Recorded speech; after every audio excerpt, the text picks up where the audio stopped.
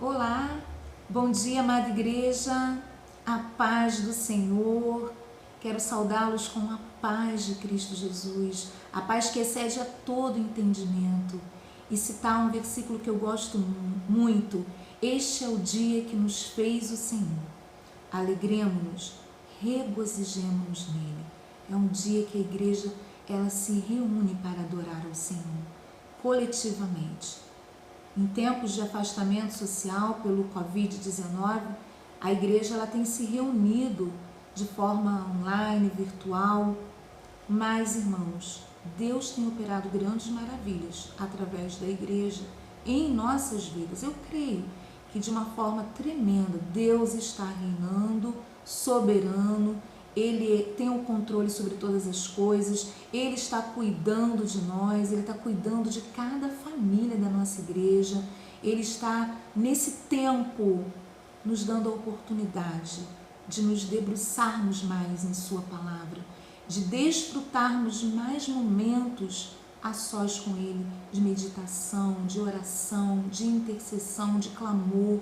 É um tempo, irmãos, difícil, para o mundo inteiro, mas ao mesmo tempo é uma oportunidade de nós revermos os nossos conceitos, de nós nos aplicarmos, mergulharmos na palavra do Senhor, aplicarmos os seus ensinamentos em nosso viver, para quando tudo isso passar, nós estarmos cheios, plenos dessa palavra maravilhosa que transforma, que liberta pelo poder que há em Cristo Jesus. Então é um prazer estarmos nesta manhã reunidos para estudarmos mais uma lição da revista Palavra e Vida, a revista que traz como tema a vida de Paulo. Já tivemos a oportunidade de estudarmos a primeira lição, que falava sobre a conversão que mudou a história. Foi uma lição ministrada pelo seminarista Jefferson. Domingo passado nós tivemos também a presença, a participação do irmão Juvenal, conduzindo na lição que falava sobre a universalidade da obra de Cristo. E hoje, terceira lição, terceiro domingo, nós estaremos meditando, refletindo sobre o estudo que fala sobre não as obras, sim a graça.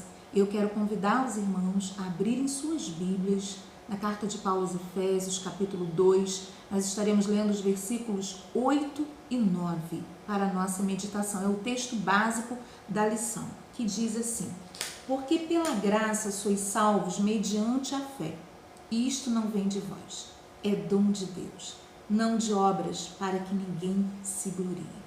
Dois versículos, irmãos, essenciais, fundamentais, preciosos da palavra de Deus, que vale a pena você destacar na sua Bíblia, para você meditar. Não foi pelas obras, mas pela graça de Deus, por meio da fé. Isso tem que ficar gravado em nossos corações. Isso tem que nos alimentar, sabermos que não é por obras, não é pelo que eu faço, mas é pela graça do Senhor, que foi revelada a nós, ao mundo, quando Cristo ele se deu na cruz do Calvário, quando ele levou sobre si os nossos pecados, pecados de toda a humanidade. Ele derramou seu precioso sangue, ele totalmente se entregou por nós para nos dar a salvação, e nós temos que crer nisto. E esta mensagem precisa ser proclamada. Esta é a mensagem do Evangelho, e essa mensagem não podemos ficar só para nós. Nós temos que nos apropriar dela, sentir, meditar, viver pela graça, com fé no Senhor Jesus e transmitir essa mensagem de esperança, de salvação, que há a possibilidade do homem ser salvo, se ele se render ao Senhor, se ele crer de todo o seu coração, ele será salvo. Como diz a palavra, ele e a sua família serão salvos se crerem no Senhor Jesus. E como as famílias estão precisando do Senhor em suas vidas. Irmãos, esse tema, não as obras, sim a graça, ele é muito oportuno. E é um tema que tem sido alvo de discussões, interpretações ao longo dos tempos, das gerações, de todas as civilizações, né? O tema salvação. Todas as religiões do mundo, elas vão falar sobre a salvação. E gira em torno dessa questão, salvação, esses dois métodos de obter a salvação: obras e graça. Para a maioria das religiões, essa parcela enorme, né, vai falar que a salvação é por meio das obras. Apenas o cristianismo, qual nós fazemos parte, vai falar que é através da graça e não pelas obras. Na verdade, irmãos, esses dois métodos, eles são excludentes. Obra e graça não podem caminhar juntas. Se a salvação é pela graça, não pode ser por obras. E nós vamos caminhar hoje sobre o olhar do apóstolo Paulo. Ele entendeu perfeitamente a dinâmica da salvação, essa doutrina, né, com base na iluminação do Santo Espírito de Deus. Ele entendeu e ele trouxe através das suas cartas muitas orientações para nós, muitos ensinamentos. Paulo era o servo de Deus, né, um apóstolo escolhido, separado para o Evangelho. Então ele tinha senso de autoridade para falar sobre as coisas concernentes à obra de Cristo. E eu convido você, nesta manhã, a caminhar um pouco mais, vendo como o apóstolo Paulo deu um não às obras da lei e disse sim à graça. E eu estou com um slide aqui para projetar algumas informações importantes, né? Paulo, ele era um judeu ortodoxo, ou seja, ele praticava fielmente as normas, as doutrinas, todos os preceitos e mandamentos da lei judaica, da Torá. Ele era um fariseu profundamente imerso no ensino da lei. Ele foi um dos mais aplicados fariseus de todos os tempos e excedia no conhecimento da lei judaica. Ele era extremamente zeloso das tradições de seus pais. Ele foi educado, criado no mais rigoroso judaísmo. E ele aprendera que a lei era o caminho da salvação. A obediência a ela, fiel, com fidelidade, traria a salvação. Somente após a sua conversão é que Paulo mudou de posição. Seu olhar foi transformado. Ele compreendeu que não era dessa forma, né? Seguindo a preceitos, a mandamentos, que ele poderia alcançar a vida eterna, alcançar a salvação. E o grande problema do povo de Israel jazia precisamente nesse ponto.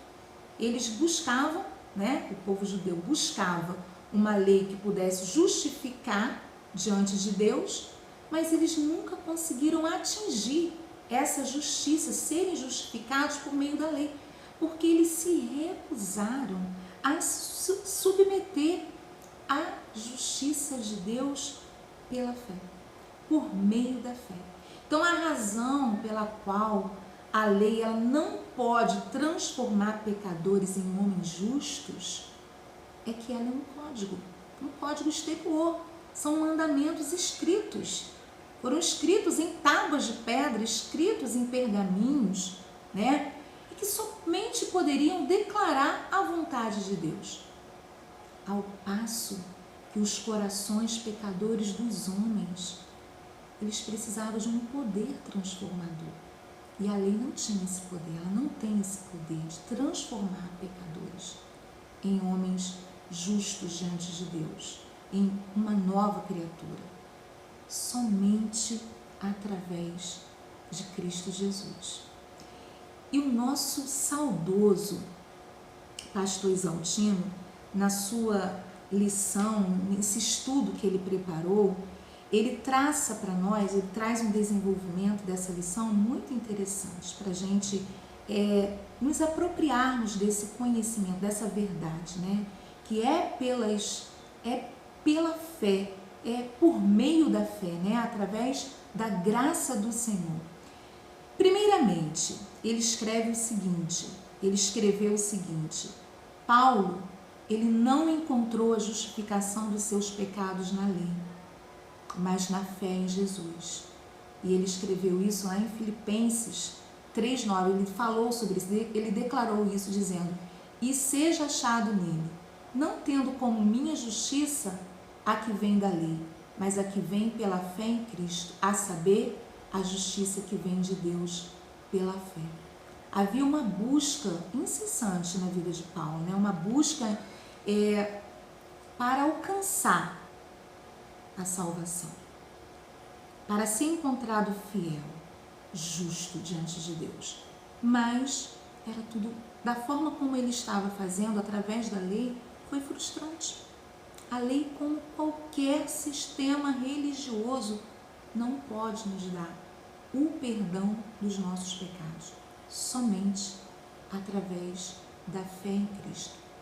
As pessoas podem até se sentir, como diz aqui na revista, bem numa religião, cumprindo um conjunto de regras, obedecendo a determinados ritos, mas isto será uma questão de gosto. Terá paz interior porque satisfaz um desejo de seu coração, mas diante de Deus, só a fé em Cristo pode salvar a pessoa. Sistema religioso algum pode nos salvar. Devemos dizer não às formas religiosas que criamos. Nós precisamos ter muito cuidado com a nossa forma de pensar, o desenvolvimento do nosso pensamento, para que a gente não caminhe achando que pelas nossas obras, pelo que nós fazemos, nós obteremos a salvação. Muitas pessoas dentro de igrejas acreditam que pelo estar ali cumprindo todas as coisas que são realizadas pela igreja e estar presente cotidianamente, ser um frequentador, realizar muitas obras de caridade, ajudar as pessoas, elas agradam a Deus ao ponto de serem salvas. É o que elas fazem que garante a salvação. Temos que tomar cuidado, porque podemos cair nessa armadilha e não podemos, de forma alguma. Temos que dizer não é pelas obras, é pela graça, por meio da fé.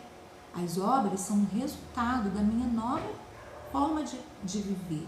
Em Cristo Jesus, eu sou plenamente cheia desse amor, do amor de Deus, um amor que me restaura e me leva a compartilhar desse amor, realizando obras que venham a agradar a Deus, Quando eu penso no meu próximo, quando eu me dou para ajudar o meu próximo.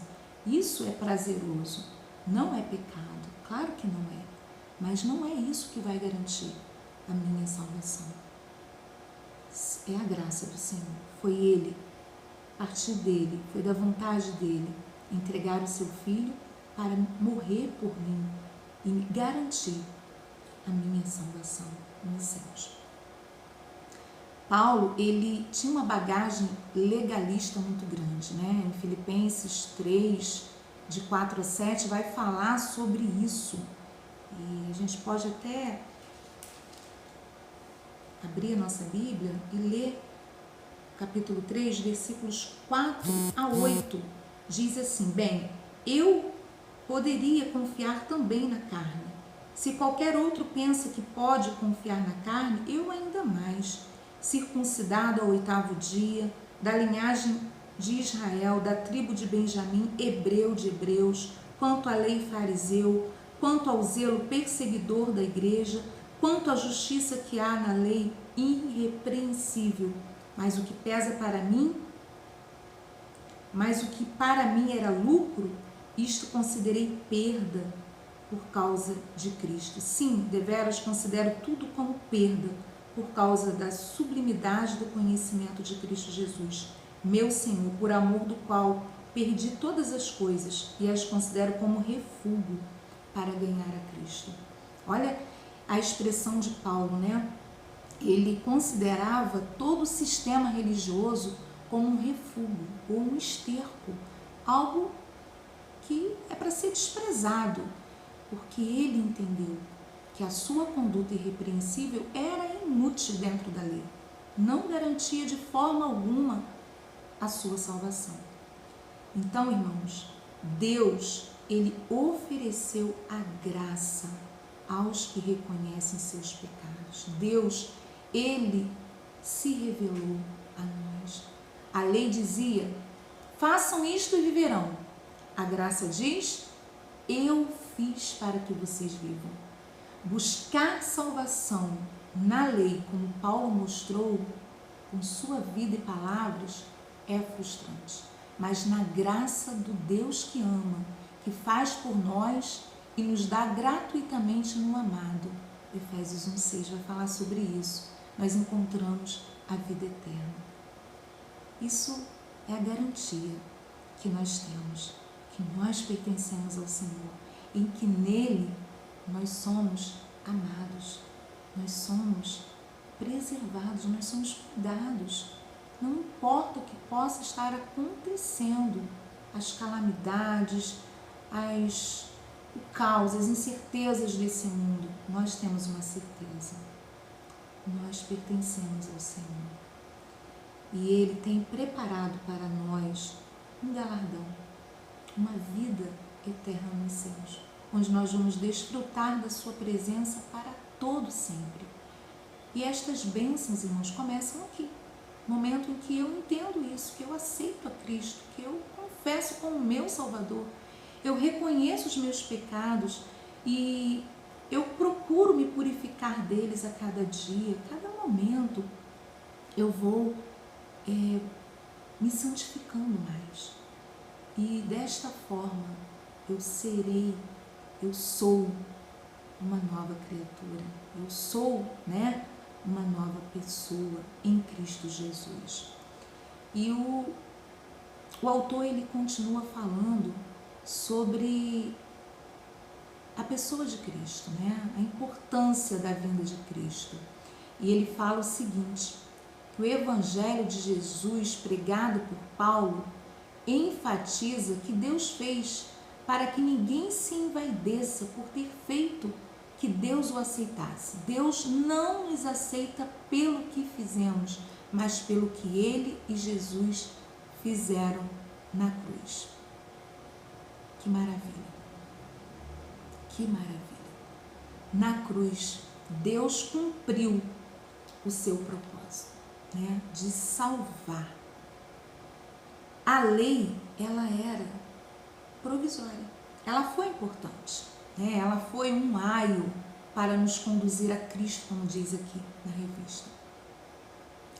No segundo tópico, ela foi um aio para nos conduzir a Cristo. A palavra aio é o grego paidagogos, de onde vem pedagogo e pedagogia.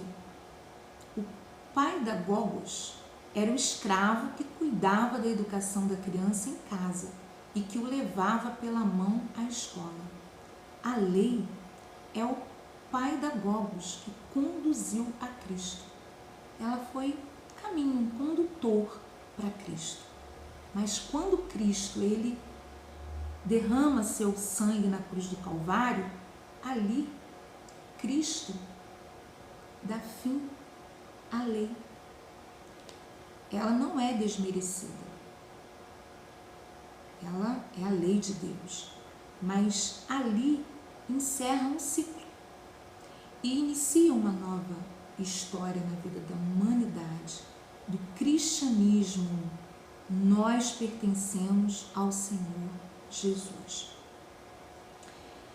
Salvos pela graça. Dizemos que somos salvos pela fé. A declaração está equivocada. Somos salvos pela graça por meio da fé. E isto não vem de vós, é dom de Deus. Porque pela graça sois salvos por meio da fé, e isto não vem de vós, é dom de Deus. Efésios 2:8. A pessoa, ela poderia ter uma tonelada de fé, mas se não houvesse um grama da graça, não seria salvo. A graça de Deus, sua bondade para conosco, é a causa de tudo. O homem não pode receber coisa alguma se não lhe for dada do céu. Está lá em João 3,27. Tudo que nós recebemos vem do céu. Se não lhe for dada do céu, o homem não pode receber. Muitas pessoas se orgulham de ter fé. É a religião legalista que põe o foco no homem. Então o homem, ele se sente o centro, porque ele obtém tudo por causa da fé. Envaidece, se ensoberbece, e isso não agrada ao Senhor.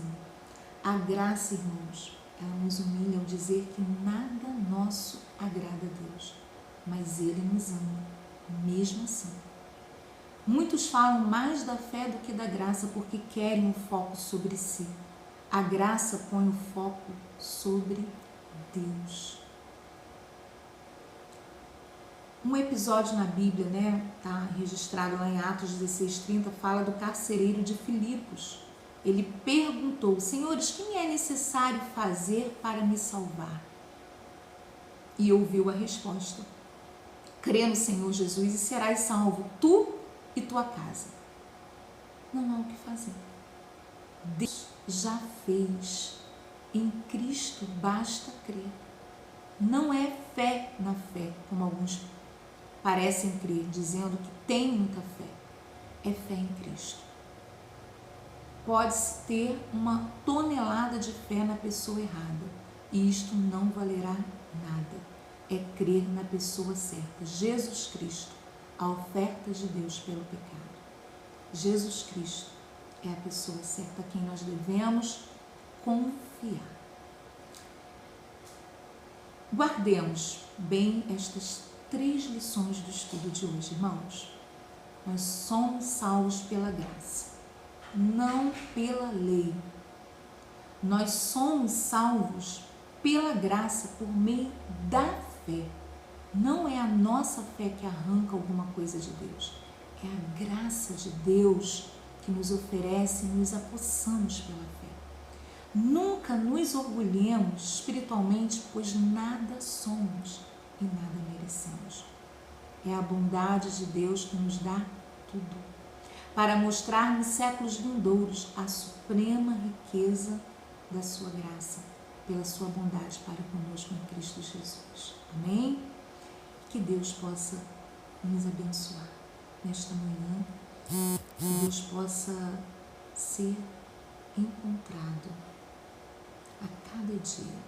Nós possamos, irmãos, sermos abastecidos pela fé e sermos gratos ao Senhor por sua graça, por seu amor. Que essa graça, esse amor que enche as nossas vidas, que nos transforma, nós possamos expandir, revelando ao mundo essa bondade do Senhor. Amém? Tenham um excelente domingo na presença do Senhor. Que Deus possa, sim, nos abençoar. No próximo domingo nós daremos continuidade ao estudo da revista. E é isso, irmãos. Desejo toda sorte de bênçãos para todos vocês.